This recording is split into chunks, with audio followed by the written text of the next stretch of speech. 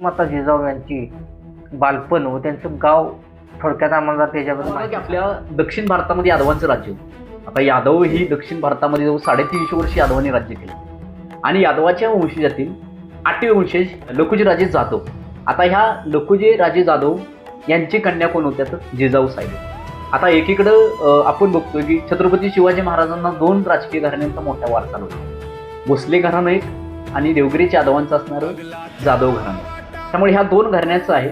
लकुजी जाधव यांच्या कन्या कोण होत्या तर जिजाऊ साहेब. ह्यांचा जन्म आपण 12 जानेवारी 1598 सध्याला बुलढाणा जिल्हा आहे. त्या बुलढाणा जिल्ह्यातल्या सिद्धगडचा राजा या ठिकाणी त्यांचा जन्म झालेला आहे. म्हणजे 1598चा जन्म आणि 1605 साली तर काय तर जिजाबाईंचा विवाह झाला की आपल्या देशावरती परकीय आक्रमण व्हायला लागली आणि परकीय आक्रमण जशी व्हायला लागली तशी आपल्या देशात मुलींची विवाह लवकर करायला सुरुवात केली.